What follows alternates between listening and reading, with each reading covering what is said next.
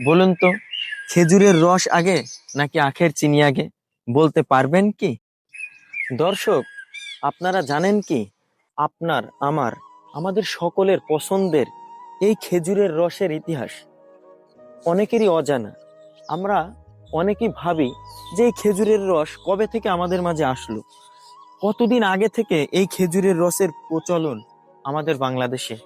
তবে চলে আসুন না, আজকের এই খেজুরের রস সম্পর্কে দুটি অজানা তথ্য আমরা সকলে জানি। আজ থেকে 700 থেকে 800 বছর আগের সুলতানি শাসনামল, অর্থাৎ 1300 থেকে 1400 শতক থেকে এই উপমহাদেশে শুরু হয়েছিল খেজুরের রসের প্রচলন। তখন থেকেই এই খেজুরের রস যুগ যুগ ধরে চলে আসছে তার জনপ্রিয়তা। মানুষের কাছে প্রকৃতির সৃষ্টি যেন এক বিশাল এই মিঠা পানি। দর্শক, এখন যদি আমি আপনাদের কাছে প্রশ্ন করি যে খেজুরের রস থেকে গুড়ের সংরক্ষণ পৃথিবীর ইতিহাসে কোথায় সর্বপ্রথম শুরু হয়েছিল, এই খেজুরের রস থেকে গুড় তৈরির প্রকল্পটা বলতে পারবেন কি? তো চলে আসুন, আমি আপনাদেরকে বলে দিই।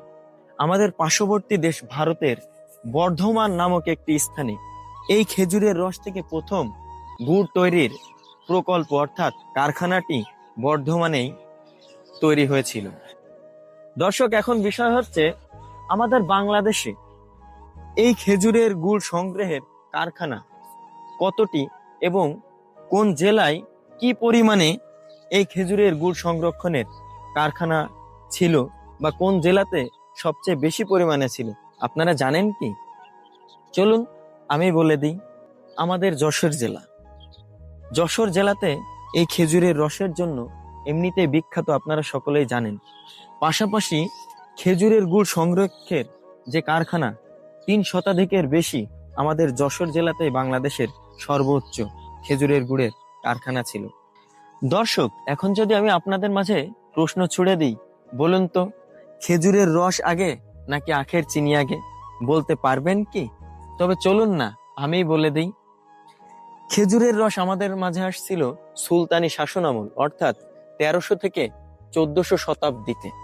আর আখের রস ওটা আসছিল আমাদের মাঝে ইংরেজ শাসনামলে, অর্থাৎ 1800 থেকে 1900 শতাব্দী থেকে। কিন্তু একটা মজার বিষয় জানেন, আখের চিনি ও গুড় অতটা প্রভাব ফেলতে পারেনি যতটা হৃদয় ছুঁয়ে গেছিল এই খেজুরের রস থেকে তৈরি নলেন গুড়, ঝোলা গুড় বা দানা গুড়। এটা পিঠামাঠা থেকে শুরু করে বিভিন্ন উৎসবের প্রধান খাদ্য হিসাবে বাংলার ঐতিহ্যকে এখনো অবধি টিকিয়ে রেখেছে। কিন্তু দর্শক, একটি কষ্টের বিষয় কি জানেন? সৃষ্টিকর্তার দেওয়া এই নিয়ামত আমরা ধরে রাখতে পারছি না। যত দিন যাচ্ছে, গ্রাম থেকে শহর কোথাও এই খেজুরের গাছের সংরক্ষণ আমরা বুঝছি না। ভিডিওটি যারা দেখছেন, বেশি বেশি শেয়ার করার চেষ্টা করবেন, আর সৃষ্টিকর্তার দেওয়া এই নিয়ামতকে আমাদের মাঝে টিকিয়ে রাখার জন্য চেষ্টা করবেন। আশা করছি সকলে ভালো থাকবেন, সুস্থ থাকবেন। আসসালামু আলাইকুম।